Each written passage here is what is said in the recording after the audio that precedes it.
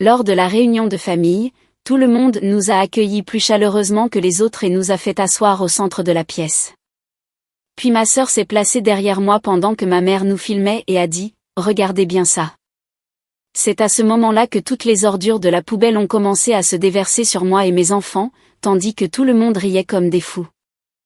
Ma mère a dit « C'est comme ça qu'on traite les déchets ».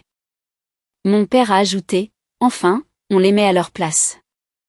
Ma sœur a écrasé de la nourriture pourrie sur la tête de mon fils.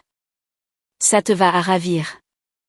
Tout le monde nous filmait avec leur téléphone pendant que nous étions couverts d'immondices.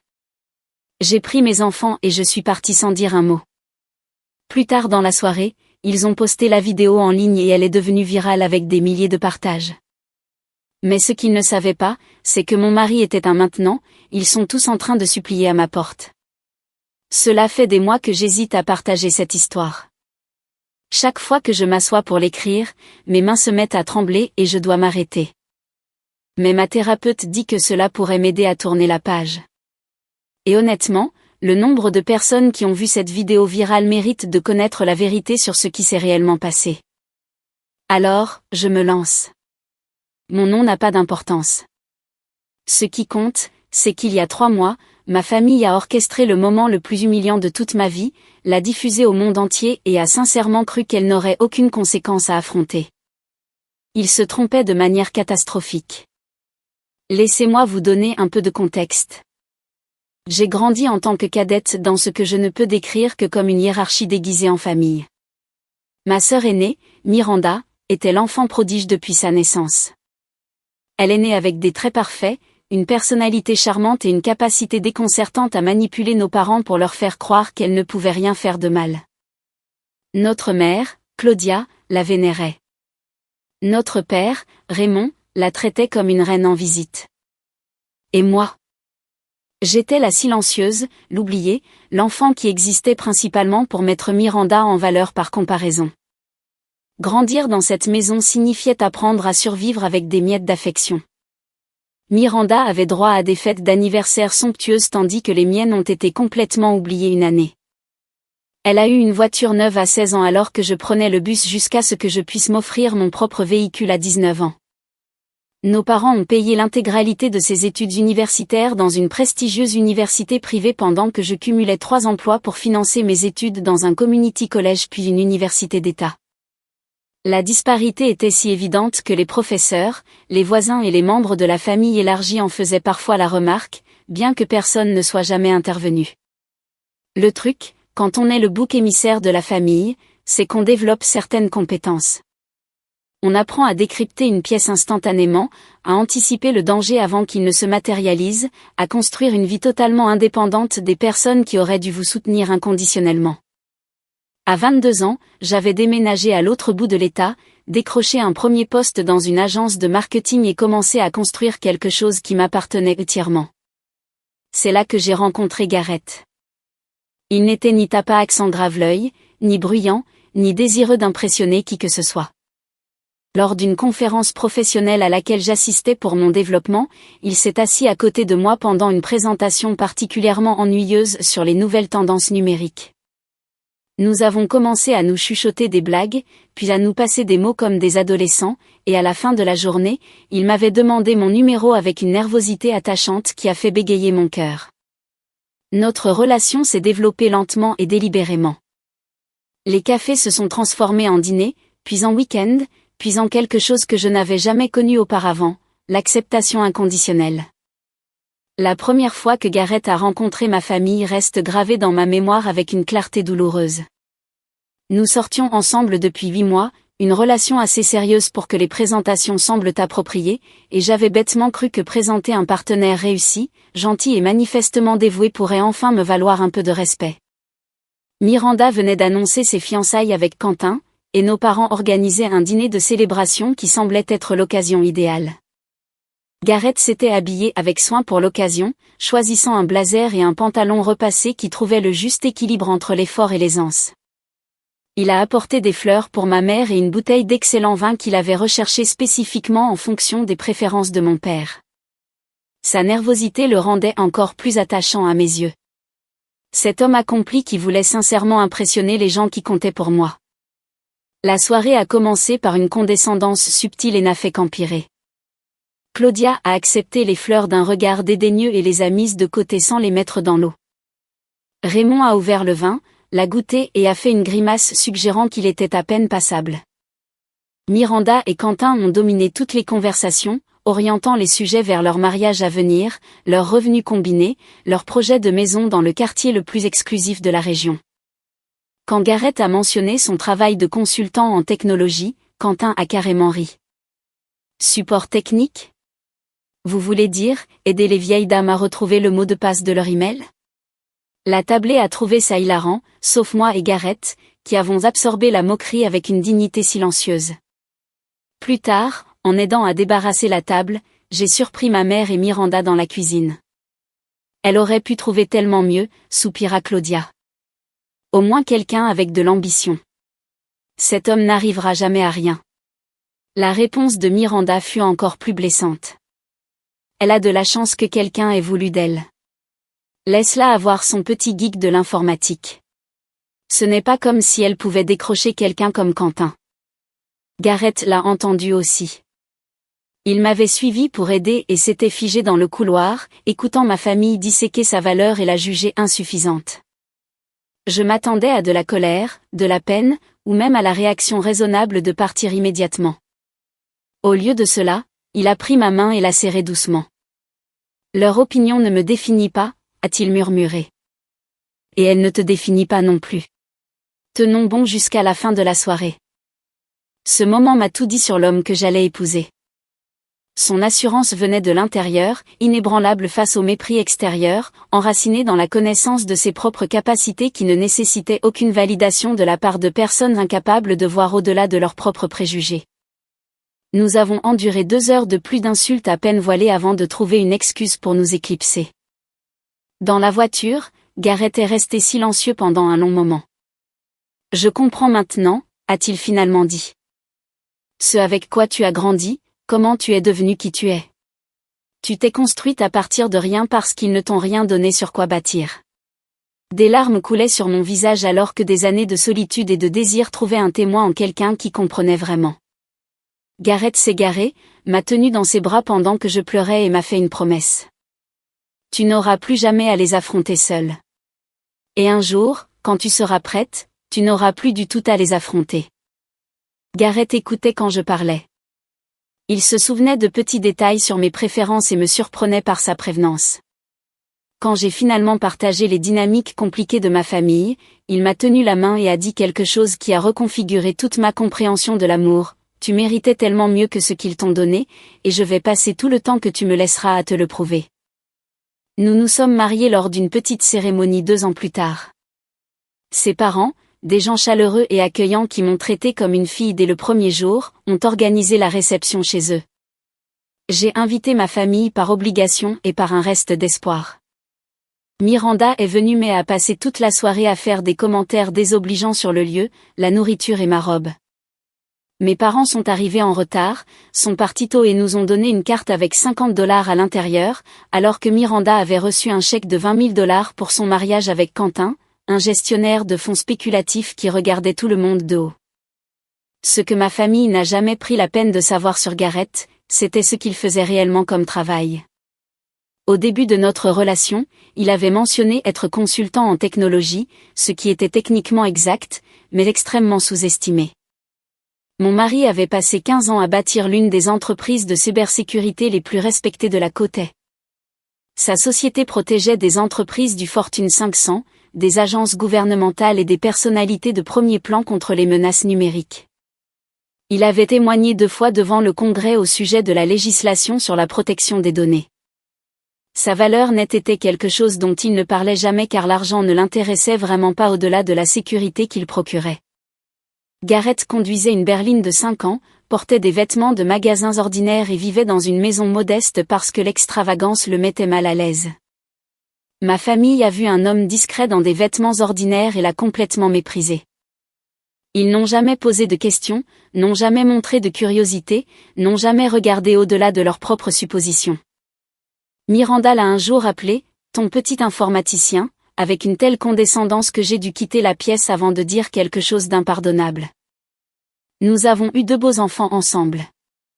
Notre fille Zoé est arrivée la première, une petite boule d'énergie avec l'esprit analytique de son père et mon entêtement.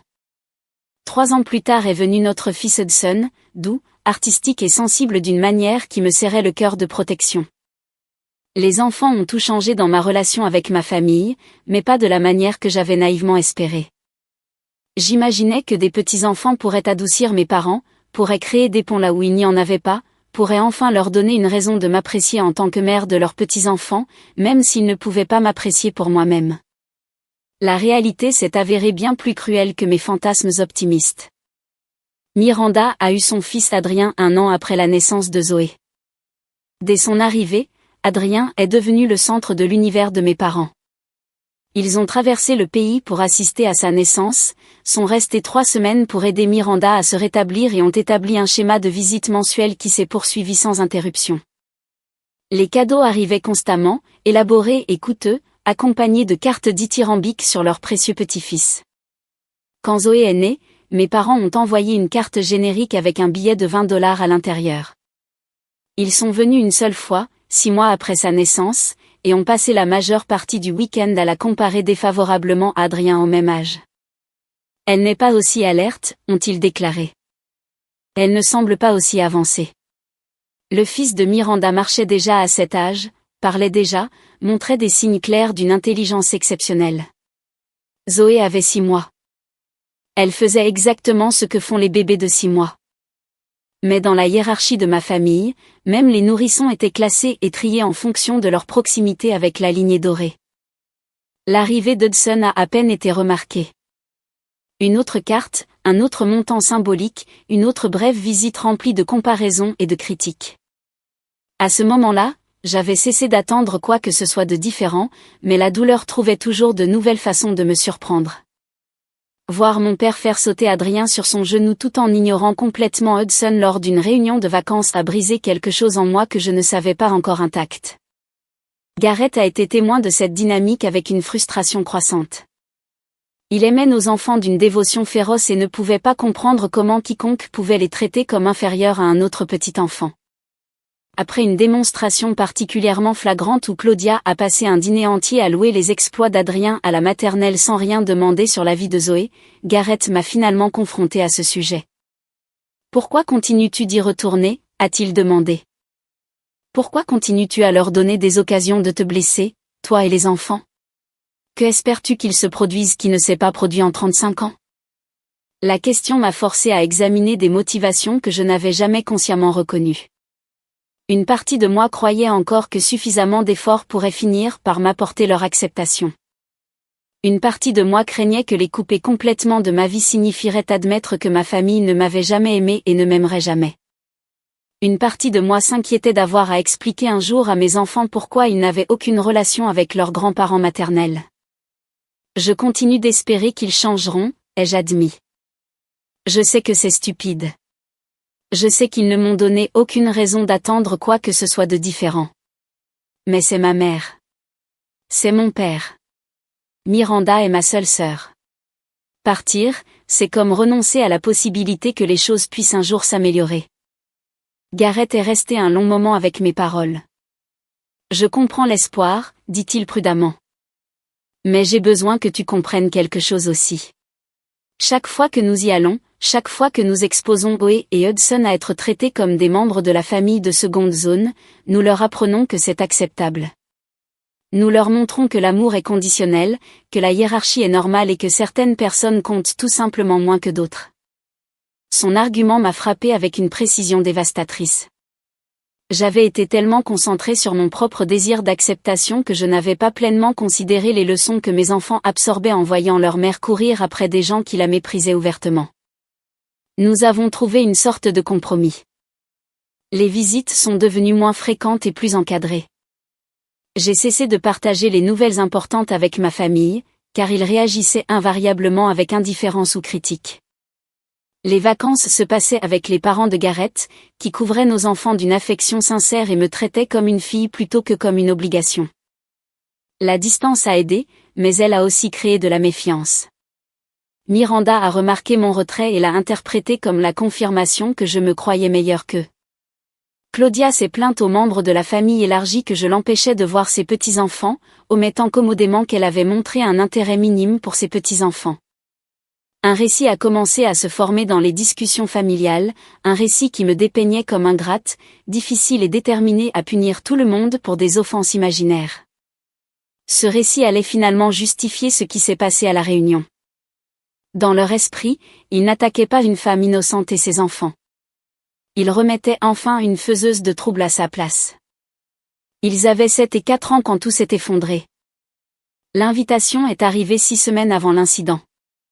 Ma mère a appelé personnellement, ce qui aurait dû être mon premier signe d'alerte, car elle communiquait généralement par de brefs SMS ou, plus souvent, par l'intermédiaire de Miranda qui transmettait des messages. Elle voulait organiser une réunion de famille chez eux, une célébration du 70e anniversaire de tante Sylvia combinée à un rassemblement général du clan élargi. « Nous voulons vraiment que tu sois là », a dit Claudia, sa voix dégoulinant d'une chaleur inhabituelle. Ça fait trop longtemps que toute la famille n'a pas été réunie. Les enfants devraient connaître leurs cousins. Nous voulons arranger les choses. Contre mon meilleur jugement, contre les suggestions douces de Gareth que nous devrions peut-être décliner, j'ai accepté. Une partie stupide de moi désirait encore leur acceptation. Une enfant blessée en moi voulait croire que les gens pouvaient changer, que les familles pouvaient guérir, que la mère qui m'avait négligée pourrait enfin voir ma valeur. Gareth avait un voyage d'affaires inévitable ce week-end-là, une conférence sur la sécurité à San Francisco où il devait prononcer un discours d'ouverture. Il a proposé d'annuler, sentant quelque chose que je ne pouvais pas articuler, mais j'ai insisté pour qu'il y aille. À quel point un après-midi pouvait-il être mauvais ? La réponse, je l'allais découvrir, était pire que tout ce que j'aurais pu imaginer. Nous sommes arrivés chez mes parents un samedi après-midi ensoleillé. Zoé portait sa robe bleue préférée avec un motif de papillon. Hudson serrait le dinosaure en peluche qu'il emportait partout, son objet de réconfort dans les situations inconnues. J'avais passé plus de temps sur mon apparence, espérant stupidement impressionner des gens qui n'avaient jamais été impressionnés par quoi que ce soit que je fasse. L'accueil à la porte aurait dû m'alarmer.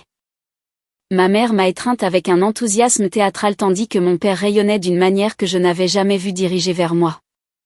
Tante Sylvia, dont nous étions censés célébrer l'anniversaire, m'a embrassé la joue et m'a appelé l'invité d'honneur. Miranda est apparue avec un sourire qui n'atteignait pas ses yeux et nous a guidés à l'intérieur avec sa main sur mon dos. Le salon avait été réaménagé. Les chaises et les canapés formaient un cercle autour d'un seul siège positionné directement au centre, légèrement surélevé sur ce qui ressemblait à une petite estrade. Tous les membres de la famille présents se sont tournés pour nous regarder entrer.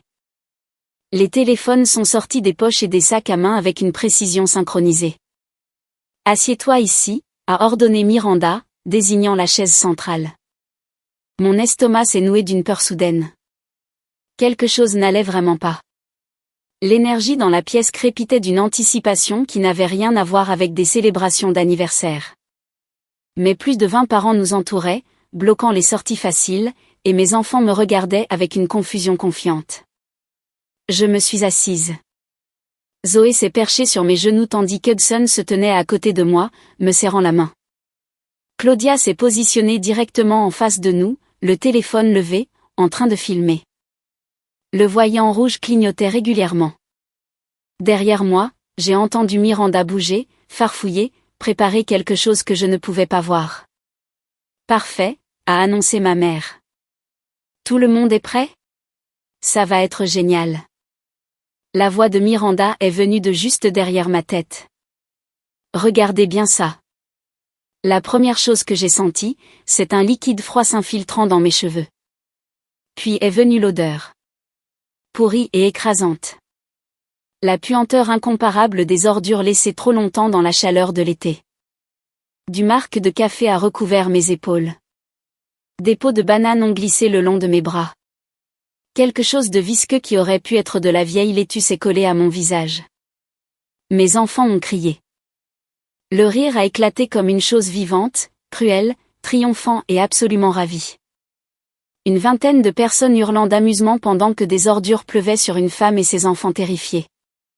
Les téléphones filmaient sous tous les angles, capturant notre humiliation en haute définition depuis de multiples perspectives. C'est comme ça qu'on traite les déchets, a crié Claudia par-dessus le chaos, sa voix calibrée pour les enregistrements. Raymond s'est avancé, son visage tordu d'une satisfaction hideuse. Enfin, on les met à leur place. Miranda a fait le tour pour nous faire face, tenant ce qui semblait être un récipient de restes de nourriture qui avait clairement été gardé et laissé pourrir pour cette occasion spécifique. Elle a fixé Hudson, mon doux et sensible garçon de 4 ans, qui pleurait si fort qu'il pouvait à peine respirer, et a écrasé le récipient directement sur sa tête. « Ça te va à ravir », a-t-elle déclaré tandis que l'auditoire rugissait son approbation. Je ne peux pas décrire adéquatement ce qui arrive au cœur d'une mère quand elle voit son enfant être délibérément dégradé par des gens qui auraient dû l'aimer. Quelque chose de fondamental change. Quelque chose d'ancien et de primal se réveille. J'ai senti mon choc se cristalliser en quelque chose de froid, de patient et de totalement implacable. Zoé avait enfoui son visage dans ma poitrine couverte d'ordures, sanglotant. Hudson se tenait figé, de la nourriture en décomposition dégoulinant de ses cheveux, son dinosaure tombé au sol et piétiné par le pied négligent de quelqu'un. Les rires continuaient, ponctués de commentaires sur le fait de m'apprendre enfin ma place, de montrer au monde ce que nous étions vraiment, que cela n'avait que trop tardé. Je me suis levée lentement. J'ai pris Hudson d'un bras et la main de Zoé de l'autre. La prise de ma fille était si forte qu'elle laisserait des bleus. Personne n'a essayé de nous arrêter alors que nous nous dirigions vers la porte. Ils étaient trop occupés à rire, à filmer, à se féliciter de leur embuscade réussie. Miranda a crié derrière nous, quelque chose de moqueur sur le fait de fuir comme toujours, mais ces mots ont à peine atteint ma conscience. Le trajet de retour a duré 45 minutes. Je me suis arrêtée 2 fois pour réconforter mes enfants, pour essuyer les ordures de leurs cheveux avec des serviettes de fast-food, pour leur promettre encore et encore qu'ils n'avaient rien fait de mal et que rien de tout cela n'était de leur faute. Hudson n'arrêtait pas de demander pourquoi grand-mère était si méchante. Zoé, plus âgée et plus perspicace, a demandé pourquoi nous avions des membres de la famille qui nous détestaient. Je n'avais aucune réponse qui aurait un sens pour des enfants. Je n'avais aucune réponse qui ait un sens pour moi. Quand nous sommes finalement arrivés à la maison, j'ai dû porter physiquement Hudson à l'intérieur car il refusait de marcher, s'accrochant à moi avec une force désespérée comme s'il avait peur que je disparaisse. Zoé se déplaçait comme une somnambule, son étincelle habituelle complètement éteinte, répondant aux questions par des monosyllabes ou le silence. L'eau du bain est devenue grise puis brune alors que je lavais les ordures des cheveux de mes enfants. Hudson sursautait chaque fois que l'eau touchait sa tête, le souvenir sensoriel de l'attaque encore frais et terrifiant. Zoé était assise, rigide et sensillée, son regard vide suggérant qu'elle s'était retirée quelque part en elle-même où la douleur ne pouvait pas la suivre. J'ai frotté leur peau avec probablement trop de force, désespérée d'effacer toute trace de ce qui leur avait été fait. L'odeur persistait malgré plusieurs applications de shampoing. Les taches sur leurs vêtements ne partiraient jamais. Non que j'aurais gardé ces vêtements de toute façon. Ils sont allés à la poubelle, avec ma propre tenue ruinée, et avec toute illusion restante que ma famille méritait d'autres chances. Après que les enfants furent propres et vêtus de pyjamas doux, je leur ai fait du chocolat chaud et les ai laissés regarder ce qu'ils voulaient à la télévision.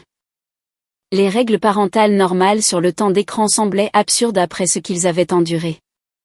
Hudson s'est finalement endormi sur le canapé, épuisé par les pleurs. Zoé est restée éveillée, regardant des dessins animés sans vraiment les voir, me regardant de temps en temps avec des questions dans les yeux qu'elle ne savait pas comment poser. J'ai appelé la chambre d'hôtel de Garrett. Le téléphone a sonné 6 fois avant de basculer sur la messagerie vocale, ce qui signifiait qu'il était soit sur scène en train de prononcer son discours, soit dans des réunions qui l'empêchaient de répondre. J'ai laissé un message qui essayait de transmettre l'urgence sans l'alarmer au point de le faire paniquer en pleine présentation.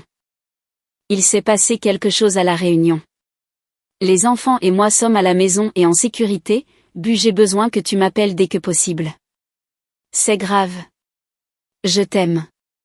L'attente semblait interminable. Je suis restée assise dans le salon qui s'assombrissait pendant que mes enfants dormaient, rejouant chaque instant de l'attaque avec une précision obsessionnelle. Le visage de Miranda quand elle a versé les ordures. Le sourire triomphant de ma mère pendant qu'elle filmait. La satisfaction cruelle de mon père annonçant que nous étions mis à notre place. Le rire sardonique de tante Sylvia. Des cousins que je connaissais depuis l'enfance pointant leur téléphone sur mes enfants humiliés avec un enthousiasme joyeux. Ils avaient planifié cela avec soin, le siège central, l'enregistrement coordonné, les récipients de nourriture pourrie préparés, les déclarations scénarisées destinées à bien sonner en vidéo. Ce n'était pas de la cruauté spontanée, mais un théâtre prémédité conçu pour un impact maximal, à la fois sur le moment et lors de la distribution en ligne ultérieure. Depuis combien de temps planifiait-il cela? Qui avait proposé l'idée à l'origine? Avaient-ils répété leurs répliques, pratiqué leur timing, discuté des meilleurs angles de prise de vue? La logistique de la coordination d'autant de participants suggérait des semaines de préparation, peut-être plus. Pendant que j'avais prudemment espéré reconstruire les liens familiaux, ils avaient chorégraphié notre destruction. L'avion de Gareth a atterri 4 heures après notre retour à la maison. J'avais baigné les enfants, lancé une lessive et j'étais assise dans notre salon sombre à ne rien regarder quand mon téléphone a commencé à exploser de notifications. La vidéo avait été postée, pas seulement postée, mais partagée, commentée, diffusée sur plusieurs plateformes avec des légendes joyeuses sur la justice familiale et la remise à leur place des parents prétentieux. Miranda avait élaboré un récit pour accompagner les images. Selon sa version, j'avais volé de l'argent à nos parents, trompé mon mari, négligé mes enfants et commis en général tous les péchés imaginables. La vidéo était présentée comme une intervention justifiée, une famille se dressant enfin contre un membre toxique qui leur avait fait du tort pendant des années. Des milliers d'inconnus y ont cru. Les commentaires louaient la créativité et le courage de ma famille. Des gens que je n'avais jamais rencontrés célébraient notre dégradation. Gareth est entré et m'a trouvé catatonique sur le canapé, nos enfants dormant d'un sommeil agité dans notre lit, et une vidéo virale jouant sur mon téléphone. J'ai observé son visage alors qu'il assimilait ce qu'il voyait. J'ai vu le choc se transformer en fureur, puis en quelque chose de beaucoup plus contrôlé et infiniment plus dangereux. « Raconte-moi tout », dit-il calmement. « N'oublie pas un seul détail. » J'ai parlé pendant 3 heures. Chaque instant de l'après-midi, chaque mot prononcé, chaque personne qui a participé, regardé ou filmé. Quand j'ai eu fini, Gareth est resté silencieux pendant un long moment. Ils ne savent pas ce que je fais dans la vie, a-t-il finalement dit. Ce n'était pas une question. Ils n'ont jamais demandé. Ils ne s'en sont jamais souciés. Bien. Sa voix avait une pointe que je n'avais jamais entendue auparavant. Le lendemain matin, Gareth a passé plusieurs appels depuis son bureau à domicile pendant que je me concentrais sur le rétablissement émotionnel de mes enfants. Cet après-midi-là, il m'a fait asseoir et m'a expliqué exactement ce qui allait se passer. La vidéo, a-t-il noté, avait été publiée sans notre consentement et contenait des affirmations manifestement fausses présentées comme des faits. Cela constituait une diffamation. Les images montraient des adultes agressant des enfants mineurs avec de la nourriture pourrie, ce qui créait des motifs de poursuite pénale. La nature délibérée et coordonnée de l'attaque suggérait une préméditation. Plusieurs participants avaient traversé les frontières de l'État pour y assister, ce qui pouvait potentiellement invoquer des considérations fédérales. Mais Gareth n'était pas intéressé par une procédure judiciaire standard. Il voulait quelque chose de plus complet. Son cabinet employait des enquêteurs spécialisés en informatique légale. En 72 heures, ils avaient compilé des dossiers sur chaque personne visible dans cette vidéo. Archives financières, historique d'emploi, archives des réseaux sociaux, biens immobiliers, affaires juridiques en cours, licences professionnelles, litiges en cours. Chaque squelette dans chaque placard, documenté et organisé avec une précision d'entreprise. Les résultats étaient stupéfiants. Miranda et Quentin, il s'est avéré, vivaient bien au-dessus de leurs moyens depuis des années. Leurs fonds spéculatifs faisaient l'objet d'une enquête de la SEC pour des irrégularités. Leur hypothèque avait 3 mois de retard. Quentin avait un problème de jeu qui avait vidé leurs économies, et Miranda avait couvert le tout en empruntant massivement à des membres de la famille qui croyaient que l'argent était pour des rénovations de la maison. L'ironie ne m'a pas échappé. Toutes ces années où Miranda avait affiché son style de vie supérieur, ses vêtements chers, ses vacances de luxe, ses remarques condescendantes sur nos choix modestes, tout cela n'avait été que du théâtre, une performance financée par la dette et la tromperie pendant qu'elle nous regardait de haut parce que nous vivions selon nos moyens. Gareth et moi avions de l'argent que nous ne montrions jamais. Miranda montrait de l'argent qu'elle n'avait jamais eu. Leur présence sur les réseaux sociaux, que l'équipe de Gareth a analysé en détail, a révélé une fabrication complète. Des photos de leur maison de vacances qui était en fait une multipropriété qu'ils pouvaient à peine se permettre. Des images de leur bateau qui appartenait à un ami. Des repas au restaurant payés avec des cartes de crédit portant des soldes à 5 chiffres. Chaque aspect de leur style de vie projeté n'était que poudre aux yeux, construit sur des fondations qui s'effritaient déjà lorsqu'ils ont décidé de nous attaquer. Le problème de jeu de Quentin était plus profond que quiconque ne le savait. Son entreprise avait remarqué des divergences dans les comptes des clients. De petites sommes qui n'attiraient pas immédiatement l'attention mais qui s'accumulaient avec le temps. L'enquête de la SEC avait commencé des mois avant la réunion, ce qui signifie que Quentin et Miranda savaient que leur château de cartes vacillait lorsqu'ils ont choisi de participer à notre humiliation. Peut-être avaient-ils besoin de cette distraction. Peut-être que la cruauté envers les autres leur procurait un soulagement temporaire de leur propre terreur croissante. Mes parents avaient leurs propres secrets. La petite entreprise de Raymond survivait grâce à des transactions en espèces non déclarées depuis plus d'une décennie. Claudia percevait des prestations d'invalidité tout en travaillant au noir. Leur maison, qu'ils présentaient comme entièrement payée, avait été refinancée plusieurs fois et portait des hypothèques sous-évaluées. Tante Sylvia, dont l'anniversaire avait prétendument occasionné le rassemblement, volait systématiquement dans la maison de retraite où elle travaillait. Oncle Preston avait des mandats d'arrêt en cours dans 2 États pour pensions alimentaires impayées. Divers cousins avaient une collection de conduites en état d'ivresse, d'accusations de fraude, d'ordonnances restrictives et de violations professionnelles qui peignaient un tableau complet d'une famille bien plus dysfonctionnelle qu'ils ne voulaient que le monde le croie. L'équipe de Gareth a également retracé la propagation de la vidéo. La mise en ligne originale provenait du compte de Miranda, mais un partage coordonné l'avait amplifié artificiellement. Quelqu'un avait payé pour un boosting promotionnel sur plusieurs plateformes. La propagation virale organique avait été fabriquée. Armé de ces informations, Gareth a contacté un avocat nommé Richard Callahan, spécialisé dans les affaires de diffamation très médiatisées. Ensemble, ils ont élaboré une stratégie juridique qui démantèlerait systématiquement ma famille tout en maximisant nos réparations. La première vague est arrivée sous la forme de lettres de mise en demeure, livrées simultanément à chaque personne ayant participé. Les lettres décrivaient la responsabilité civile et pénale potentielle, exigeaient le retrait immédiat de toutes les images et avertissaient que le non-respect entraînerait des poursuites judiciaires agressives. La plupart des gens ont paniqué et se sont conformés en quelques heures. Miranda a refusé. Son refus a déclenché la deuxième vague.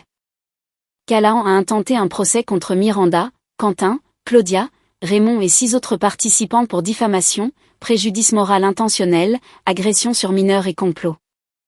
Le dossier comprenait un résumé détaillé des fausses affirmations faites dans leur récit d'accompagnement, des preuves documentées prouvant que ces affirmations étaient des mensonges, et une demande de dommages et intérêts qui a fait la une des journaux locaux.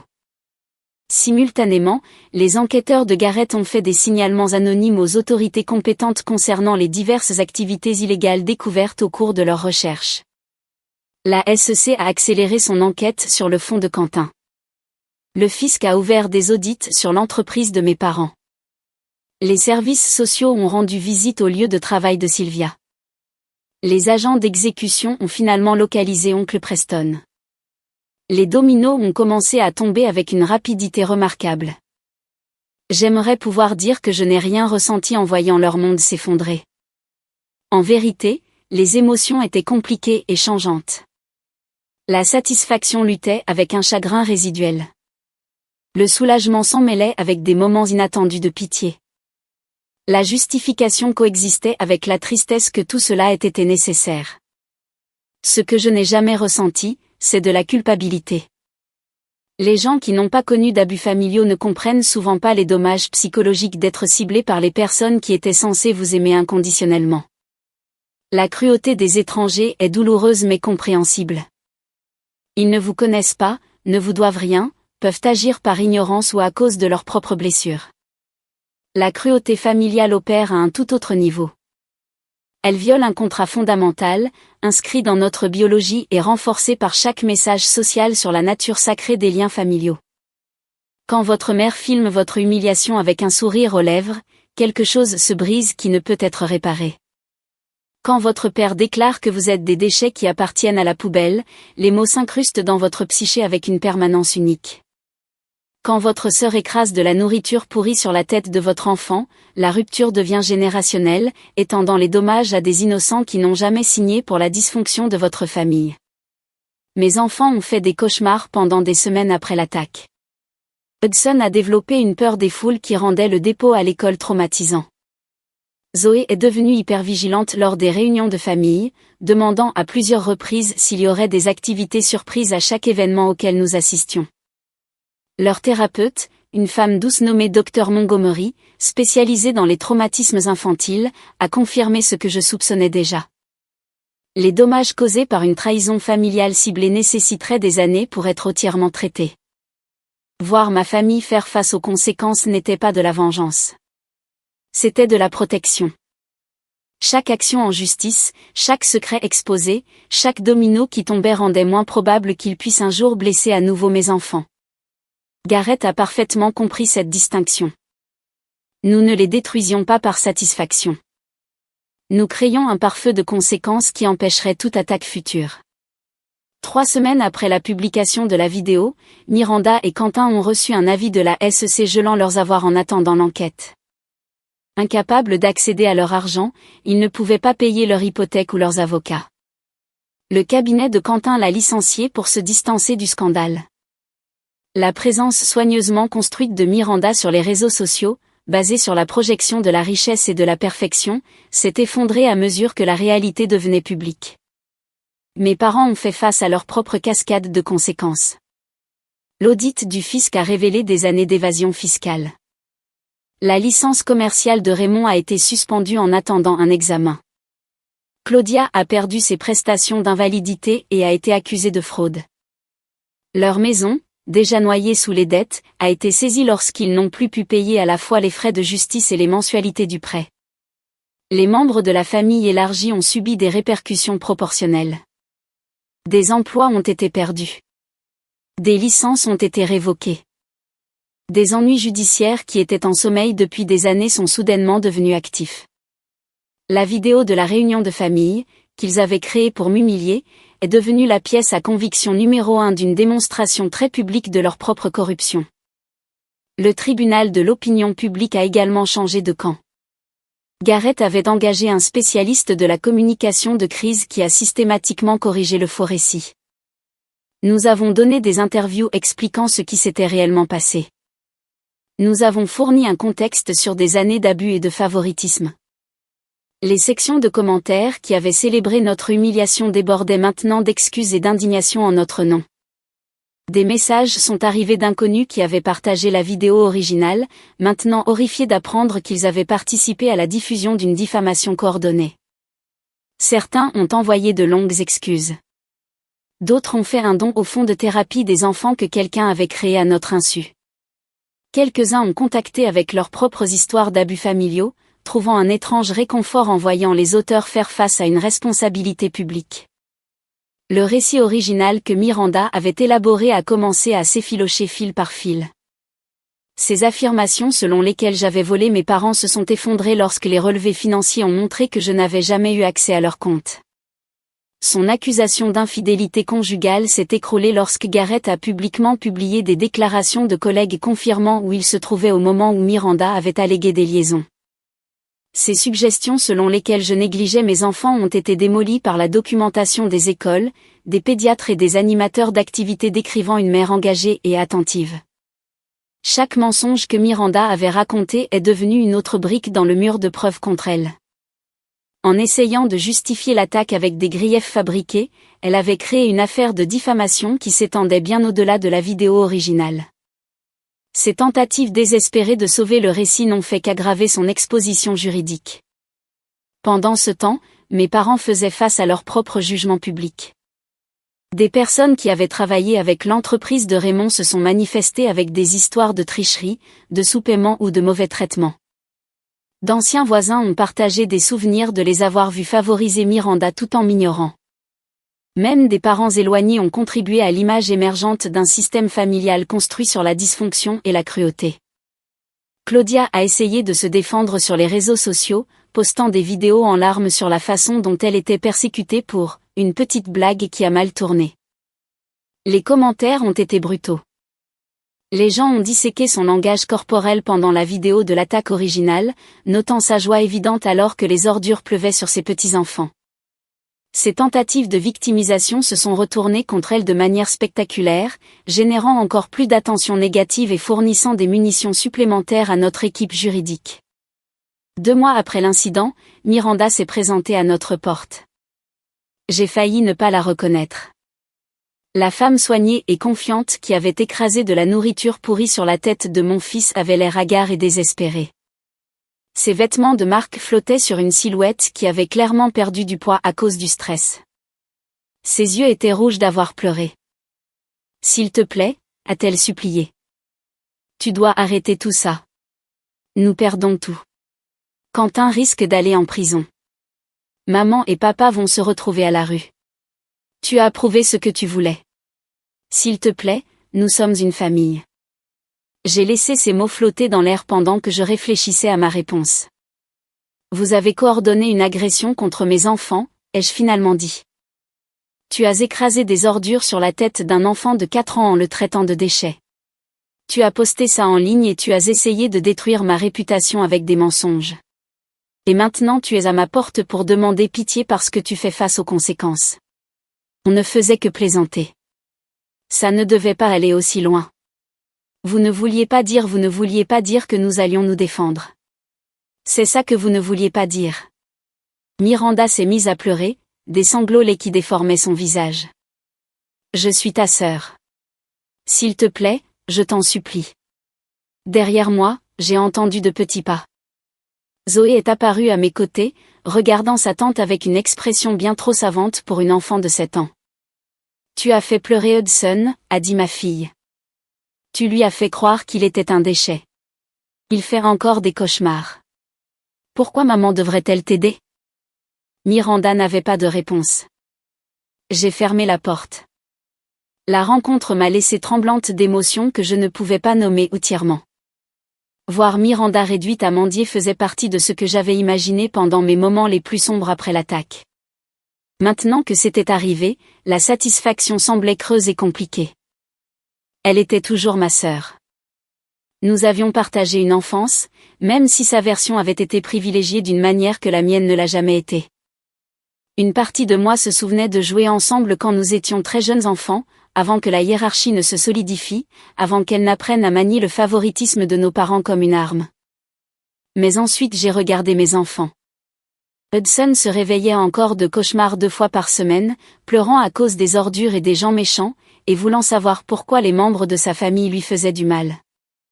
Zoé était devenue prudente d'une manière qui me brisait le cœur, scrutant toujours les pièces à la recherche de menaces, se demandant toujours si les gens qui semblaient gentils pouvaient soudainement devenir cruels. Les dommages que Miranda avait infligés prendraient des années à guérir, s'ils guérissaient un jour complètement. Quel que soit l'attachement nostalgique que je pouvais ressentir pour le concept de sororité, Miranda elle-même avait prouvé qu'elle était incapable d'assumer ce rôle. Les sœurs se protègent. Les sœurs célèbrent les enfants de l'autre.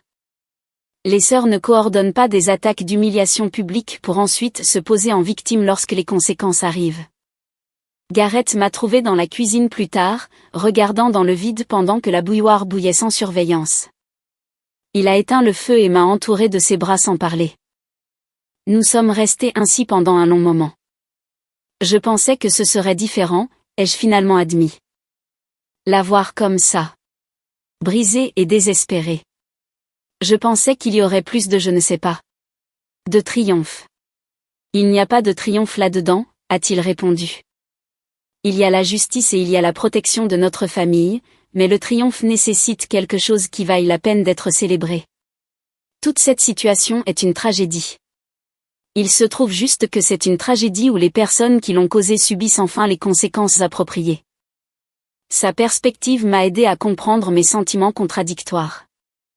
Je ne voulais pas être le genre de personne qui se délecte de la souffrance des autres, même quand ces autres avaient délibérément causé un mal immense. La satisfaction que je ressentais était réelle, mais tempérée par une tristesse sincère que ma famille biologique ait choisi la cruauté et récoltait maintenant ce qu'elle avait semé. Au cours des semaines suivantes, d'autres membres de la famille ont tenté de prendre contact. Mes parents ont envoyé des lettres qui alternaient entre menaces et supplications. Tante Sylvia a appelé depuis le bureau de son avocat pour tenter de négocier. Divers cousins ont pris contact sur les réseaux sociaux, certains s'excusant sincèrement et d'autres essayant clairement de recueillir des informations. Nous n'avons répondu à aucun d'eux. Les procès ont progressé dans le système avec un élan implacable que seule une représentation juridique coûteuse peut fournir. Les discussions de règlement ont commencé lorsque les défendeurs ont réalisé qu'ils ne pouvaient pas se permettre un litige prolongé. Un par un, ils ont accepté des conditions qui comprenaient une compensation financière, des excuses publiques officielles et des ordonnances de non-contact permanentes. Miranda et Quentin ont été les derniers à tenir bon. Ils se sont battus jusqu'à ce que les ennuis judiciaires de Quentin les laissent sans ressources pour continuer. Leur règlement final leur a coûté presque tout ce qui leur restait. Les excuses publiques requises dans le cadre de l'accord ont été visionnées presque autant de fois que la vidéo de l'attaque originale. Les commentaires ont noté la justice de voir des agresseurs tenus pour responsables. J'ai regardé Miranda enregistrer ses excuses à partir des images que son avocat a dû soumettre comme preuve de conformité. Ces paroles étaient clairement rédigées par des avocats, des phrases juridiques creuses conçues pour minimiser la responsabilité plutôt que pour exprimer un remords sincère. Mais son visage racontait une autre histoire. La femme qui avait souri narquoisement en versant des ordures sur sa nièce et son neveu avait maintenant l'air complètement vaincue, vieillie de 10 ans en 3 mois, dépouillée de l'arrogance qui avait défini toute son identité d'adulte. Quentin se tenait à ses côtés, ses propres excuses tout aussi robotiques et légalement aseptisées. L'homme qui s'était moqué de Garrett en le qualifiant de technicien de support anonyme faisait maintenant face à des accusations fédérales qui se solderaient probablement par une peine de prison. Sa prestigieuse carrière était terminée. Son mariage, construit sur la complaisance mutuelle et la cruauté partagée, s'effondrait sous le poids de conséquences qu'aucun des deux n'avait anticipées. Leur fils, Adrien, était le seul membre de la famille pour lequel j'éprouvais sincèrement de la peine dans tout cela. Il n'était qu'un enfant, âgé de seulement 6 ans, pris dans la destruction de ses parents sans que ce soit de sa faute. J'espérais que quelqu'un le protégerait du pire, l'aiderait à comprendre que les choix de ses parents ne définissaient pas son avenir, lui donnerait le soutien dont il aurait besoin pour devenir quelqu'un de meilleur que les modèles qu'on lui avait donnés. Mais je ne pouvais pas être cette personne. Ma responsabilité était envers mes propres enfants, et les protéger signifiait maintenir une séparation complète de toute personne liée à leurs agresseurs. Peut-être qu'un jour, quand Adrien serait adulte, il pourrait prendre contact, et nous pourrions avoir une relation basée sur ses propres choix plutôt que sur le poison de ses parents. Jusque-là, je devais donner la priorité à la guérison de ma famille avant les obligations familiales élargies qui n'avaient apporté que de la douleur. 3 mois après la réunion de famille, nos vies étaient revenues à quelque chose qui ressemblait à la normale. Les enfants suivaient une thérapie, progressant à travers leur traumatisme avec un soutien professionnel. Garrett et moi nous étions rapprochés à travers la crise, notre partenariat forgé plus fort dans le feu. La vidéo virale existait toujours en ligne dans divers recoins, mais le contre-récit avait submergé les mensonges originaux. Ma famille, en revanche, était en ruine. Miranda a divorcé de Quentin après que ses ennuis judiciaires les ont détruits. Elle a emménagé dans l'appartement de location de mes parents, tout ce qu'ils pouvaient se permettre après avoir perdu la maison. L'entreprise de Raymond ne s'est jamais remise. La santé de Claudia a fortement décliné sous le stress. Les membres de la famille élargie se sont dispersés, beaucoup se blâmant mutuellement pour la chute collective. Certaines personnes pourraient se sentir coupables de ce résultat. Certaines personnes pourraient croire que les liens familiaux devraient primer sur la responsabilité, que le pardon est dû quelle que soit l'offense, que la vengeance finit par empoisonner la personne qui la poursuit. Je ne suis pas comme ces gens. Ce que ma famille a fait n'était pas un simple manque de jugement. C'était une attaque coordonnée contre des enfants, exécutée avec une cruauté théâtrale et diffusée intentionnellement pour maximiser l'humiliation. Ils ont célébré pendant qu'un enfant de 4 ans pleurait. Ils ont ri pendant qu'une enfant de 7 ans tremblait de peur. Ils voulaient que le monde nous voie dégradés et croyaient qu'il n'y aurait aucune conséquence. Les conséquences les ont trouvées malgré tout. La semaine dernière, j'ai reçu une dernière lettre de ma mère. Elle écrivait à quel point elle se sentait seule, combien elle regrettait ses choix, combien elle souhaitait que les choses puissent être différentes. Elle demandait si nous pouvions peut-être recommencer, repartir à zéro, reconstruire ce qui avait été perdu. J'ai lu la lettre 2 fois. Puis je l'ai passée dans la déchiqueteuse et je suis retournée jouer avec mes enfants qui ne sursautent plus quand quelqu'un d'inattendu entre dans une pièce, qui apprennent lentement que toutes les réunions de famille ne se terminent pas par une trahison, qui ont un père dont la compétence tranquille les a protégés quand la protection était la plus nécessaire. Ils voulaient nous traiter comme des déchets. Au lieu de cela, ils ont jeté leur propre avenir. Et je ne perds pas un seul instant à en être désolée. Édition, comme cela a pris plus d'ampleur que prévu, je vais répondre à quelques questions courantes. Oui, le travail de mon mari est vraiment aussi complet. Et oui, enquêter sur les personnes qui publient du contenu diffamatoire sur votre famille est tout à fait légal lorsque cela est fait par les voies appropriées. Non, je ne me réconcilierai avec aucun d'entre eux. Ni maintenant, ni jamais. Certains ponts ne font pas que brûler. Il faut les démolir et saler la terre pour que plus rien ne puisse y pousser. Merci pour tout le soutien. Cela aide plus que vous ne l'imaginez.